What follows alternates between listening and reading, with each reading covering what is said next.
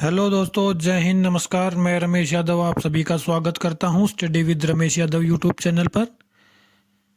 जैसा कि आपको पता है कि हमने करंट अफेयर का सेशन चलाया हुआ है, उसी को आगे बढ़ाते हुए आज की क्लास 22 मार्च 2024 का करंट अफेयर की क्लास होगी, जो हम इम्पोर्टेंट क्वेश्चंस पॉइंट्स हम देखेंगे, जो हमारे एग्ज़ाम के पॉइंट ऑफ व्यू से इम्पोर्टेंट होंगे और उनसे रिलेटेड फैक्ट जो हैं वनडे एग्ज़ाम के लिए उनको भी अच्छे से देखेंगे। तो उम्मीद करता हूँ जो अभी तक क्लासेस हुई है आपको पसंद आई होगी, और अगर आज की क्लास भी पसंद आती है तो आप लाइक करें, शेयर करें, चैनल को सब्सक्राइब करें, बेल आइकन ज़रूर दबाएं और कमेंट करके ज़रूर बताएं कि आपको क्लास कैसी लगी, क्योंकि आपके सहयोग की बहुत ज़्यादा ज़रूरत है। ऐसा ना हो कि हम डिमोटिवेट हो जाएं और ये कारवां हमें बंद करना पड़े। तो आपके सहयोग की बहुत ज़रूरत है, आप थोड़ा सहयोग करें, फिर जल्द ही लाइव क्लास शुरू कर दी जाएगी। और रेलवे की पूरी तैयारी हमारे प्लेटफॉर्म पे आपको, एक ही प्लेटफॉर्म पे पूरी तैयारी आपको कराई जाएगी। तो चलिए शुरू करते हैं आज की क्लास 22 मार्च 2024 का करंट अफेयर। पॉइंट नंबर 1, सर्वाधिक प्रदूषित शहरों की वैश्विक सूची में बेगूसराय शीर्ष पर। बेगूसराय बिहार में है, तो सबसे प्रदूषित अगर शहर की हम बात करें तो बेगूसराय पूरे संसार का, पूरे वर्ल्ड का सबसे प्रदूषित शहर है। जानते हैं इसके बारे में? स्विट्जरलैंड स्थित संगठन IQ एयर द्वारा जारी विश्व वायु गुणवत्ता रिपोर्ट 2023 के अनुसार बिहार का बेगूसराय शहर दुनिया का सबसे प्रदूषित शहर है। राष्ट्रीय स्तर पर 134 देशों की सूची में भारत 5 सबसे प्रदूषित देशों में बांग्लादेश और पाकिस्तान के बाद तीसरे स्थान पर है। तो भारत की स्थिति क्या है आप देख सकते हैं कि सबसे प्रदूषित देशों में तीसरे स्थान पर आ रहा है, तो मतलब सबसे प्रदूषित ही है। और सबसे प्रदूषित देश की बात करें तो बांग्लादेश सबसे प्रदूषित देश है, उसके बाद पाकिस्तान और नंबर 3 पे भारत है। तो आप जान सकते हैं कि हमारी एयर क्वालिटी कैसी है। सबसे प्रदूषित राजधानी की अगर बात करें तो दिल्ली सबसे प्रदूषित राजधानी बताया गया है। और सबसे स्वच्छ हवा किस देश में बताई गई है? तो मॉरिशस में सबसे स्वच्छ हवा बताई गई है। मॉरिशस कहाँ है? मेडागास्कर के पास पड़ता है, हिंद महासागर में, भारत के दक्षिण में। पोर्ट लुई यहाँ की राजधानी है। तो आप सोच सकते हैं कि भारत में कितना प्रदूषण है, कितना पोल्यूशन है। तो आप कृपया करके पोल्यूशन कम करें। एक एक आदमी अगर सहयोग करेगा तो इसको कम किया जा सकता है। तो चलिए आगे चलते हैं। पॉइंट नंबर 2, फिनलैंड लगातार 7वें वर्ष खुशहाली रैंकिंग में शीर्ष पर, अफगानिस्तान अंतिम स्थान पर। तो अफगानिस्तान अंतिम स्थान पर है, मतलब वहाँ के लोग बिल्कुल खुश नहीं है। और सबसे खुशहाल जो बताया गया फिनलैंड को बताया गया है। फिनलैंड की राजधानी हेलसिंकी है। जो नोकिया कंपनी है हमारी, वो फिनलैंड की है। जानते हैं इसके बारे में? फिनलैंड को दुनिया का सबसे खुशहाल देश घोषित किया गया है। डेनमार्क, आइसलैंड और स्वीडन। नंबर 2 पे है डेनमार्क, नंबर 3 पे है आइसलैंड और नंबर 4 पे है स्वीडन। जैसे अन्य नॉर्डिक देश भी शीर्ष 10 सबसे खुशहाल देशों में स्थान पर हैं। तो हमें याद रखना है कि सबसे खुशहाल कौन है, तो फिनलैंड वाले हैं भाई। नंबर 2 पे डेनमार्क, बस आगे याद नहीं करना। भारत की स्थिति की बात करें तो भारत की स्थिति है 126। तो आप जान सकते हैं कि भारत के हालात क्या हैं। 126 पे हैं, पूरे वर्ल्ड में 126वें नंबर पर हैं भारत। विश्व खुशहाली रिपोर्ट संयुक्त राष्ट्र द्वारा आयोजित एक वार्षिक सर्वेक्षण है। यह जीवन संतुष्टि, प्रति व्यक्ति सकल घरेलू उत्पाद, सामाजिक समर्थन, स्वास्थ्य, जीवन प्रत्याशा, स्वतंत्रता, उदारता और भ्रष्टाचार जैसे कारकों के आधार पर देश को रैंक करता है। तो आप जान सकते हैं कि भाई बेरोजगारी कितनी है।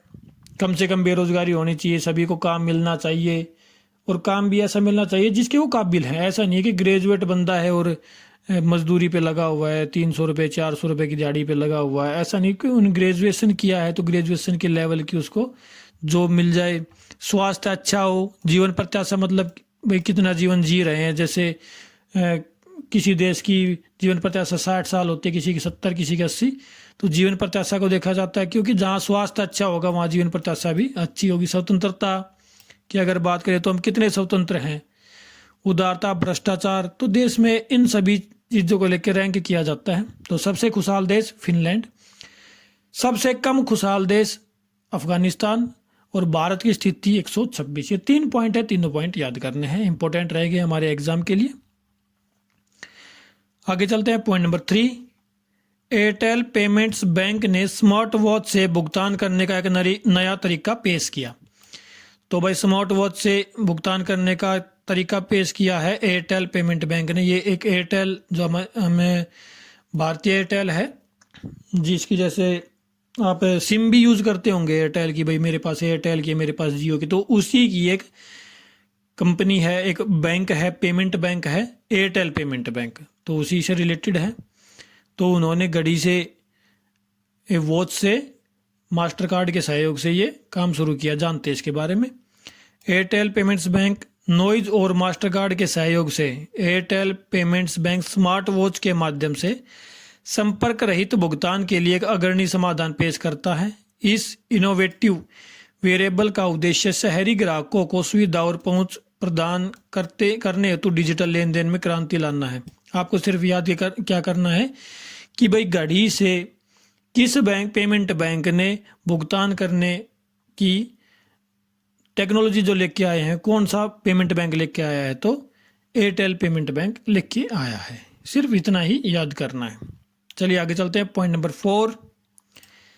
सखी गगनयान क्रू के लिए लाइफलाइन, एक सखी ऐप बनाई गई है। गगनयान, आपको पता ही होगा कि भारत अपने अंतरिक्ष यात्रियों को अंतरिक्ष में भेजने की तैयारी कर रहा है, क्योंकि अभी तक भारत ने कोई ऐसा मिशन लॉन्च किया नहीं है, तो पहली बार है। तो उनके लिए एक ऐप लॉन्च की गई है, देखते हैं इसके बारे में। VSSC का सखी ऐप गगनयान अंतरिक्ष यात्रियों को तकनीकी सहायता, स्वास्थ्य निगरानी, मिशन प्रबंधन और निर्बाध संचार में सहायता करता है। मिशन का लक्ष्य 3 दिवसीय निम्न पृथ्वी कक्षा यात्रा करना है। तो 3 दिन के लिए जा रहे हैं, 3 दिवस का ये लिया गया है कि भाई 3 दिन तक पृथ्वी की कक्षा में वो घूमेंगे, और उनके लिए सखी ऐप तैयार की गई है। मानव अंतरिक्ष उड़ान क्षमता का प्रदर्शन, गगनयान मिशन का लक्ष्य 3 सदस्यों में से एक दल को 3 दिवसीय मिशन के लिए कम पृथ्वी की कक्षा में लॉन्च करना है, जहां भारतीय समुद्री जल में उतरकर पृथ्वी पर सुरक्षित वापसी होगी। तो ये लॉन्च किया जाएगा, तो इसके बारे में डिटेल से पढ़ाएंगे कि किस रॉकेट से लॉन्च किया जाएगा, कहाँ पे वो उतरेंगे, कहाँ से वो उनको लॉन्च किया जाएगा, तो सारी चीज़ें डिटेल से पढ़ेंगे। लेकिन आपको ये याद रखना है कि जो ऐप लॉन्च की गई है उसका नाम क्या, सखी ऐप है। सिर्फ इतना ही याद रखना है। आगे चलते हैं पॉइंट नंबर 5। CP राधाकृष्णन को मिला तेलंगाना के राज्यपाल का अतिरिक्त प्रभार। अतिरिक्त प्रभार होता है कि पहले कोई व्यक्ति एक पोस्ट पर है और दूसरी पोस्ट अगर खाली है तो इनको इसका अतिरिक्त प्रभार दिया जाता है, मतलब कि ये यहाँ के भी राज्यपाल होंगे और ये यहाँ के भी होंगे। तो अभी CP राधाकृष्णन जी झारखंड के राज्यपाल हैं, जानते हैं इनके बारे में। झारखंड के राज्यपाल CP राधाकृष्णन को तेलंगाना के प्रभारी राज्यपाल की अतिरिक्त जिम्मेदारी दी गई है। तमिलिसाई सुंदरराजन जो तेलंगाना के राज्यपाल थी, ने तेलंगाना के राज्यपाल के रूप में अपने संवैधानिक पद से इस्तीफा दे दिया है। तो राज्यपाल को राष्ट्रपति शपथ दिलाते हैं, तो इनको भी तेलंगाना का राज्यपाल का अतिरिक्त प्रभार दिया गया है, और ये है कहाँ के, झारखंड के राज्यपाल हैं प्रेजेंट टाइम में। चलिए आगे चलते हैं पॉइंट नंबर 6। ग्रिड इंडिया को मिनी रत्न का दर्जा प्राप्त हुआ। तो देखो मिनी रत्न क्या होती है। ग्रिड इंडिया, पहली बात तो मैं आपको बता देता हूं कि ग्रिड इंडिया भारत में इलेक्ट्रिसिटी पहुंचाने का काम कर रही है अभी। और मिनी रत्न क्या होती है, 3 टाइप की कंपनियां होती है, मिनी रत्न, नवरत्न और महारत्न। तो महारत्न कंपनियां वो होती है जिनका टर्नओवर 25,000 करोड़ रुपए सालाना होता है। 25,000 करोड़ रुपए सालाना होता है, उनको बोला जाता है महारत्न कंपनियां। उसके बाद आता है जिनका टर्नओवर 1,000 करोड़ रुपया सालाना होता है, उनको बोला जाता है नवरत्न कंपनियां। और जिन कंपनियों का सालाना प्रॉफिट 30 करोड़ रुपए होता है, सालाना प्रॉफिट 30 करोड़ रुपए होता है, उनको बोला जाता है मिनी रतन। तो आप समझ गए होंगे कि मिनी रतन का दर्जा मिला है ग्रिड इंडिया को। तो ये काम क्या करती है, विद्युत पहुंचाती है, बिजली जो हमारे घरों में आती है, लाइट जो आती है। Grid controller of India limited ने मिनी रतन श्रेणी फर्स्ट केंद्रीय सार्वजनिक क्षेत्र उद्यम का दर्जा प्राप्त करके एक महत्वपूर्ण उपलब्धि हासिल की है। यह सम्मान भारत सरकार के विद्युत मंत्रालय द्वारा देश के विद्युत परिदृश्य में ग्रिड इंडिया की महत्वपूर्ण भूमिका को उजागर करते हुए प्रदान किया गया। तो आपको याद सिर्फ यही रखना कि ग्रिड इंडिया को मिनी रत्न का दर्जा मिला है, सिर्फ इतना ही याद रखना है। देखो ज़्यादा चीज़ें कराना, अब कई टीचर हैं, मैं नाम नहीं ले सकता किसी का भी, वो इतनी चीज़ें करा रहे हैं जो हमारे एग्ज़ाम के पॉइंट ऑफ व्यू से बिल्कुल इम्पोर्टेंट नहीं है। वो सिर्फ हमारे ऊपर बर्डन बढ़ा रहे हैं, भी ज़्यादा बर्डन बढ़ेगा तो हम ज़्यादा चीज़ें याद नहीं कर सकते। तो मैं जो भी चीज़ें लेके आ रहा हूँ वो हमारे एग्ज़ाम के पॉइंट ऑफ व्यू से इम्पोर्टेंट है। सिर्फ वही चीज़ें मैं आपको यहाँ पे पढ़ा रहा हूँ और वही चीज़ें मैं आपको बता रहा हूँ।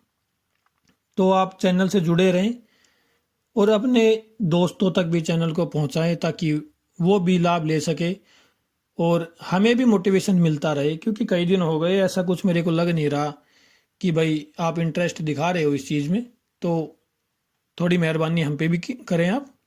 चलिए नेक्स्ट पॉइंट देखते हैं, पॉइंट नंबर 7। प्रसिद्ध भारतीय नृत्यांगना डॉक्टर उमा रेल्ले को मिला महाराष्ट्र गौरव पुरस्कार। तो इम्पोर्टेंट यहाँ से क्या रहेगा, देखो महाराष्ट्र गौरव पुरस्कार किनको मिला है, डॉक्टर उमा रेल्ले। किससे रिलेटेड है ये, नृत्य से रिलेटेड है। कौन से नृत्य से रिलेटेड है, सिर्फ ये और याद करना। चलिए इनके बारे में पहले जान लेते हैं। मुंबई में नालंदा नृत्य कला महाविद्यालय की प्रतिष्ठित प्राचार्य डॉक्टर उमा रेल्ले को प्रतिष्ठित महाराष्ट्र गौरव पुरस्कार से सम्मानित किया गया है। यह सम्मान उन्हें भारतीय शास्त्रीय नृत्य, विशेष रूप से भरतनाट्यम, तो ये क्वेश्चन मोस्ट इंपोर्टेंट रहेगा कि इनका संबंध किस नृत्य से है, तो भरतनाट्यम से है। ध्यान रखना, नोट कर लेना, ये क्वेश्चन 100% किसी न किसी एग्जाम में आएगा। के क्षेत्र में उनके अमूल्य योगदान के लिए महाराष्ट्र के औद्योगिक मंत्री उदय सावंत और मंत्री दीपक वसंत के सरकार द्वारा प्रदान किया गया। तो इम्पोर्टेंट है नहीं, सिर्फ ये 3 पॉइंट इम्पोर्टेंट है, किनको मिला है और किस सरकार ने दिया है, नाम क्या है, महाराष्ट्र गौरव नाम है, उमा रेल्ले को मिला है, इनका संबंध किस नृत्य से है, तो भरतनाट्यम से। ये 3 पॉइंट आपको इम्पोर्टेंट रहेंगे, सिर्फ ये 3 पॉइंट ही याद करना है। महाराष्ट्र की अगर बात करें तो मुंबई यहाँ की राजधानी है, एकनाथ शिंदे यहाँ के मुख्यमंत्री हैं और राज्यपाल रमेश बैस हैं। चलिए आगे चलते हैं, पॉइंट नंबर 8। वीडियो को ज़्यादा लंबा नहीं करेंगे क्योंकि ज़्यादा लंबा वीडियो देखने में आप इंटरेस्ट नहीं दिखाते, कि भाई जो भी मिल जाए जल्दी से मिल जाए, हमें ज़्यादा टाइम समय किसी के पास नहीं है। तो आप भी थोड़ा सहयोग करें और हमें भी अपना काम करने का मौका दें। पॉइंट नंबर 8 देखते हैं। चौथे संघाई सहयोग संगठन स्टार्टअप फोरम का आयोजन नई दिल्ली में किया गया। तो इसका आयोजन कहाँ किया गया है, नई दिल्ली में किया गया है। सिर्फ यही पॉइंट इंपॉर्टेंट है और कुछ नहीं है इसमें इंपॉर्टेंट। चलिए जान लेते हैं जिसके बारे में भी। यह पहल एससीओ सदस्य देशों के बीच स्टार्टअप बातचीत को व्यापक बनाने, नवाचार के लिए अनुकूल माहौल को बढ़ावा देने, रोजगार सृजन को बढ़ावा देने और युवा प्रतिभाओं को नवीन समाधान विकसित करने के लिए केंद्रित है। तो अगर देखो किसी भी